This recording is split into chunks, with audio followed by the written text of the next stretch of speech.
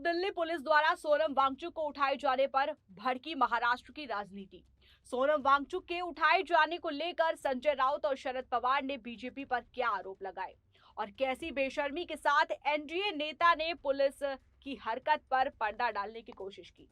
दोस्तों, देश का सियासी पारा उस वक्त चरम पर पहुंच गया जब खबर सामने आई कि 20 दिनों से भूख हड़ताल पर बैठे सोनम वांगचुक को दिल्ली पुलिस जबरन जंतर मंतर से सुबह उठा ले गई और उन्हें सफदरगंज अस्पताल में भर्ती करा दिया। सोनम वांगचुक को ऐसे उठाकर ले जाने को लेकर महाराष्ट्र की सियासत गर्मा गई है। जहां एक तरफ विपक्षी नेता पुलिस की इस हरकत को लोकतंत्र के काले धब्बे की तरह बता रहे हैं, तो वहीं इस बीच संजय निरुपम ने इसकी सराहना की है। वहीं इस बीच महाराष्ट्र के पूर्व गृह मंत्री अनिल देशमुख की अभिजीत दीपके से मुलाकात की तस्वीरें भी वायरल हो रही हैं। तो कैसे सोनम वांगचुक को लेकर महाराष्ट्र का सियासी पारा हाई हो गया है और संजय राउत ने इस पर क्या कुछ कहा, सब कुछ हम आपको बताएंगे इस वीडियो में। नमस्कार दोस्तों, मैं हूं तान्या और आप देख रहे हैं 4PM news network. Delhi police ने शनिवार सुबह जंतर मंतर पर पिछले 20 दिनों से भूख हड़ताल पर बैठे सामाजिक कार्यकर्ता सोनम वांगचुक को अस्पताल में भर्ती करा दिया है, जिसके बाद से महाराष्ट्र की राजनीति गर्मा गई है। एक तरफ जहां सोनम वांगचुक को जबरन अस्पताल में भर्ती कराने पर विपक्ष ने सरकार को घेरते हुए इसे गुंडागर्दी और तानाशाही करार दिया है, तो वहीं दूसरी तरफ शिवसेना के नेता और पूर्व कांग्रेस नेता संजय निरुपम ने सोशल मीडिया पर दावा किया है कि मोदी सरकार ने अन्ना हजारे आंदोलन से सबक लिया। इसी तरह अलग अलग पार्टियों के विपक्षी नेताओं ने जंतर मंतर पर दिल्ली पुलिस की कार्रवाई की निंदा की है। नेताओं ने आरोप लगाया है कि पुलिस ने शांतिपूर्ण प्रदर्शनकारियों पर बल प्रयोग किया है। उन्होंने केंद्र सरकार पर असहमति की आवाज दबाने का आरोप लगाया है और नीट यूजी पेपर लीक मामले में वांगचुक की मांगों पर सरकार के रवैये पर सवाल उठाए हैं। सबसे पहले बात करते हैं राष्ट्रीयवादी कांग्रेस पार्टी के अध्यक्ष शरद पवार की, जिन्होंने सोनम वांगचुक के आंदोलन को लेकर केंद्र सरकार के रवैये की आलोचना की है। सोचिए जरा, एक तरफ जहां खबरें चल रही हैं कि किसी भी वक्त शरद पवार एनडीए में शामिल हो सकते हैं, उसी बीच सोनम वांगचुक को जबरन उठाकर ले जाने पर उन्होंने बीजेपी सरकार के इस कदम को गैर जिम्मेदाराना बताया। उन्होंने दावा किया कि सरकार छात्रों की वास्तविक मांगों पर ध्यान देने के बजाय मूक दर्शक बनी रही है। एनसीपी प्रमुख शरद पवार ने आरोप लगाया कि सरकार ने छात्रों की चिंताओं को नजरअंदाज और स्थिति के बेकाबू होने के बाद ही कार्रवाई की। उन्होंने कहा कि ये मुद्दा यही खत्म नहीं होगा, क्योंकि संसद का सत्र शुरू होने वाला है, वहां भी इसकी चर्चा होगी। वहीं दिल्ली के जंतर मंतर से सोनम वांगचुक को स्वास्थ्य बिगड़ने के बाद सफदरगंज अस्पताल ले जाने पर शिवसेना सांसद संजय राउत ने केंद्र सरकार पर निशाना साधते हुए सोनम वांगचुक के खिलाफ हुई पुलिस कार्रवाई को तानाशाही करार दिया। उन्होंने आरोप लगाया कि ये कार्रवाई जानबूझकर महाराष्ट्र में शिवसेना के राम रक्षा आंदोलनों से जुड़े और मीडिया का ध्यान हटाने के लिए की गई है। संजय राउत ने कहा कि सरकार उन मूल मुद्दों को हल करने में पूरी तरह विफल रही, जिसको लेकर सोनम वांगचुक 21 दिनों से अनशन पर बैठे थे। सोनम वांगचुक की मांग केंद्रीय शिक्षा मंत्री धर्मेंद्र प्रधान के इस्तीफे की थी, लेकिन सरकार ने उनकी मांगों पर कोई कदम नहीं उठाया।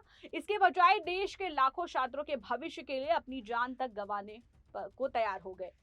वांगचुक को जबरन पुलिस ने उठाकर अस्पताल में भर्ती करा दिया। इससे साफ पता चलता है कि देश को किस तरह की तानाशाही की ओर ले जाया जा रहा है। उन्होंने आगे क्या कुछ कहा, सुनिए। 20 दिन से ज्यादा अनशन कर रहे हैं, अन्न का त्याग किया है उसने, और इसलिए किया है देश के लाखों युवा स्टूडेंट, उनका जो भविष्य अंधकारमय हो गया है, खास करके नीट के एग्जाम में, उनको न्याय देने के लिए, उनकी आवाज सरकार तक पहुंचाने के लिए, और जो जिम्मेदार मंत्री है धर्मेंद्र प्रधान, एजुकेशन मिनिस्टर, उसका इस्तीफा, 20 युवाओं ने आत्महत्या की, जिम्मेदारी धर्मेंद्र प्रधान जी की, तो उनका इस्तीफा लेने के लिए ये अनशन था। सरकार 20 दिन तक सोई रही, उनका पूरी बॉडी जो है, उनके ऑर्गन फेल हो गए। कोई बात उनकी जो रखी थी सोनम वांगचुक जी ने, उसका चर्चा नहीं हो गई। अगर इतनी उनकी प्राण की आपको अहमियत थी तो आप बात करनी चाहिए थी, कुछ बातें माननी चाहिए थी, कोई डेलीगेशन आना चाहिए था, लेकिन आपने उठाकर उनको अस्पताल में भर्ती कर दिया। ये एक प्रकार से जोर जबरदस्ती और तानाशाही है। आज हम नागपुर में जो आंदोलन कर रहे हैं हिंदुत्व के मामले में, राम मंदिर के लूट के बारे में, तो इस आंदोलन के ऊपर जो ध्यान पूरा देश का जा रहा है वो हटाने के लिए भी सोनम जी के ऊपर कल रात को कार्रवाई की। अब देखिए, एक तरफ जहां संजय राउत ने सोनम वांगचुक को उठाए जाने वाले सवाल पर मोदी सरकार को तानाशाही करार दिया, वहीं इससे पहले शिवसेना नेता आदित्य ठाकरे भी इसी कार्रवाई को लोकतंत्र के खिलाफ बताया था। आदित्य ठाकरे ने ट्वीट कर लिखा था कि कितनी शर्म की बात है, दुनिया देख रही है कि भारत में लोकतंत्र को किस तरह बेशर्मी से बलपूर्वक तोड़ा जा रहा है। आदित्य ठाकरे ने आरोप लगाया कि अब देश में एक अयोग्य मंत्री के खिलाफ छात्रों के शांतिपूर्ण विरोध प्रदर्शन भी बर्दाश्त नहीं किए जा रहे। छात्रों के शांतिपूर्ण प्रदर्शन पर भी एक्शन लिया जा रहा है। वहीं आदित्य ठाकरे के बाद शिवसेना की पूर्व सांसद प्रियंका चतुर्वेदी ने केंद्र सरकार और दिल्ली पुलिस की कार्रवाई पर सवाल खड़े कर दिए। प्रियंका चतुर्वेदी ने एक्स पर पोस्ट कर लिखा कि उनका अनशन खत्म करने के लिए किसी मंत्री को भेजने के बजाय सरकार ने दिल्ली पुलिस को भेजा। लोग इसे भूलेंगे नहीं। प्रियंका ने सोनम वांगचुक के स्वास्थ्य को लेकर भी चिंता जाहिर की और लिखा कि सोनम जी, हमें आपकी जरूरत है ताकि आप आगे भी संघर्ष जारी रखें। हो सकता है कि मुझे इस बयान के लिए ट्रोल भी किया जाए, लेकिन फिर भी मैं कहती हूं कि सीजेपी अपनी राजनीतिक महत्वाकांक्षाओं के लिए वांगचुक को बलि का बकरा नहीं बना सकती है। अब देखिए, एक तरफ जहां सोशल मीडिया पर विपक्षी नेताओं ने सरकार पर हमला बोला, वहीं इस घटना के कुछ देर बाद महाराष्ट्र नवनिर्माण सेना के नेता और राज ठाकरे के पुत्र अमित ठाकरे दिल्ली के जंतर मंतर पहुंचे और भूख हड़ताल पर बैठे सोनम वांगचुक और सीजेपी के आंदोलनकारियों को अपना समर्थन दिया। इस दौरान उनकी एक तस्वीर भी सामने आई जिसमें वो सीजेपी संस्थापक अभिजीत दीपके के साथ हाथ मिलाते हुए भी दिखाई दिए। वहीं मीडिया से बात करते हुए उन्होंने कहा कि आज का दिन हमारी लोकतंत्र के लिए बेहद खतरनाक है। उन्होंने आगे क्या कुछ कहा, सुनिए। कि कोई भी ट्रीटमेंट चालू नहीं करनी चाहिए क्योंकि उनके डॉक्टर्स को एक्चुअली पता है कि उनकी तबीयत कैसी है। सो मुझे लगता है कि और 20 दिन से इतना बड़ा साइंटिस्ट, इतना बड़ा एजुकेशनिस्ट आपके सामने खड़ा है and the government is not paying attention. So this is one of the darkest days in the history of Indian politics, I would say. सिर्फ यही मुद्दा इम्पोर्टेंट लगता है कि हमारी डेमोक्रेसी हमारे आंखों के सामने मर रही है। सरकार सुन नहीं रही है। जिन लोगों ने उन्हें वहाँ बिठाया है उनकी बात ही नहीं सुन रहे हैं वो लोग। तो मुझे बहुत ही मतलब this is very frightening for our country.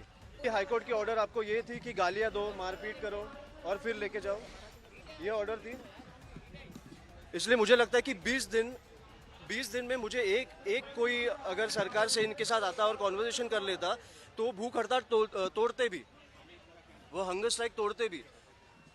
Dharmendra Pradhan का राजीनामा रेजिग्नेशन चाहिए तो डेफिनेटली चाहिए, पर कॉन्वर्सेशन करने के लिए कोई तो आए केंद्र सरकार से। मुझे अभी घर जाके मैं साहब से बात करूंगा। मुझे लगता है मैंने अभिजीत से भी यही बात की कि ये अभी देश में ऐसे प्रोटेस्ट चालू होने चाहिए। Because as I said, this is a country wide protest. देश में लोगों की जाने गई है, देश में लोगों ने आत्महत्या की है, बच्चों ने। तो देश में ऐसे प्रोटेस्ट चालू होने चाहिए। आपको बता दें कि सोनम वांगचुक का समर्थन करने के लिए आज जंतर मंतर पर पहुंचने वाले अमित ठाकरे अकेले महाराष्ट्र के नेता नहीं थे, बल्कि महाराष्ट्र के पूर्व गृह मंत्री अनिल देशमुख ने अभिजीत दीपके से मुलाकात भी की। कॉकरोच जनता पार्टी के ऑफिशियल हैंडल से इस फोटो को शेयर करते हुए लिखा गया कि महाराष्ट्र के पूर्व गृह मंत्री अनिल देशमुख ने अभिजीत दीपके से मुलाकात कर आंदोलन के प्रति अपना समर्थन और एकजुटता दिखाई। अब देखिए, एक और जहां महाराष्ट्र के विपक्षी नेता जहां पूरी तरह से सोनम वांगचुक के साथ खड़े दिखाई दे रहे थे और उनको जबरन उठाने की कार्रवाई के आलोचना कर रहे थे, वहीं इसी बीच शिवसेना के नेता और पूर्व कांग्रेस नेता संजय निरुपम ने सोशल मीडिया पर कुछ ऐसा पोस्ट किया जिससे बवाल खड़ा हो गया। पूर्व कांग्रेसी संजय निरुपम ने लिखा कि सोनम वांगचुक का अनशन पूरे देश का ध्यान आकर्षित करने में सफल रहा, लेकिन उनकी जान भी जा सकती थी। इसके साथ ही उन्होंने आगे कहा कि अदालत के आदेश के बाद दिल्ली पुलिस उन्हें अस्पताल लेकर गई। उनके मुताबिक सरकार के इस कदम को केवल पुलिस कार्रवाई के रूप में नहीं बल्कि व्यापक राजनीति रणनीति के रूप में भी समझना चाहिए। उन्होंने 2010 और 11 के अन्ना हजारे के आंदोलन का जिक्र करते हुए कहा कि उस समय यूपीए सरकार ने आंदोलन को अधिक महत्व दिया। आंदोलन को लगातार राष्ट्रीय स्तर पर जगह मिली और सरकार लगातार रक्षात्मक होती चली गई। निरुपम का दावा है कि उसी आंदोलन ने भ्रष्टाचार विरोधी राजनीति को नई ताकत दी, जिससे आगे चलकर कांग्रेस को बड़ा राजनीतिक नुकसान उठाना पड़ा। इसी आधार पर उन्होंने कहा कि मौजूदा एनडीए सरकार किसी भी ऐसे आंदोलन को लंबा खींचने देने वाला राष्ट्रीय राजनीति केंद्र बनने का अवसर नहीं देना चाहती। उनके अनुसार सरकार का मानना है कि अगर किसी आंदोलन को लगातार राजनीतिक मंच मिलता है तो वो केवल मुद्दा नहीं रहता, बल्कि सत्ता विरोधी अभियान का रूप ले लेता है। निरुपम ने अपने बयान में हाल में ही हुए नीट यूजी पुनर्परीक्षा का भी उदाहरण दिया। उनका कहना था कि सरकार ने दोबारा परीक्षा कराकर लाखों छात्रों की मेहनत का सम्मान किया और पेपर लीक जैसी स्थिति दोबारा नहीं बनने दी। उन्होंने ये भी कहा कि जंतर मंतर पर जो कुछ भी हो रहा है वो अब पूरी तरह से राजनीतिक स्वरूप ले चुका है। हालांकि ये उनका व्यक्तिगत राजनीतिक मत है। मतलब एक तरह से संजय जी ने लोकतंत्र में विरोध प्रदर्शन करने की जो ताकत होती है, जिससे सरकारें डरती हैं, उन्होंने उस ताकत को ही मार डाला। तो दोस्तों, महाराष्ट्र की राजनीति में सोनम वांगचुक का मुद्दा अब सिर्फ एक आंदोलन नहीं, बल्कि लोकतंत्र और सत्ता के रवैये पर बड़ी बहस बन चुका है। एक तरफ शरद पवार, संजय राउत, आदित्य ठाकरे, अमित ठाकरे और अनिल देशमुख जैसे नेता इस कार्रवाई को लोकतांत्रिक अधिकारों पर हमला बता रहे हैं, तो दूसरी तरफ संजय निरुपम इसे सरकार की राजनीति रणनीति कहकर सही ठहराने की कोशिश कर रहे हैं। अब सवाल यही है कि क्या असहमति की हर आवाज का जवाब पुलिस की कार्रवाई होगी या सरकार संवाद का रास्ता चुनेगी? इस मामले को लेकर आप क्या सोचते हैं? इस पर आपकी क्या राय है? हमें कमेंट सेक्शन में जरूर बताएं। और अगर आपको ये वीडियो पसंद आई हो तो वीडियो को लाइक करें और शेयर करें और हमारे चैनल 4PM महाराष्ट्र को जरूर सब्सक्राइब करें।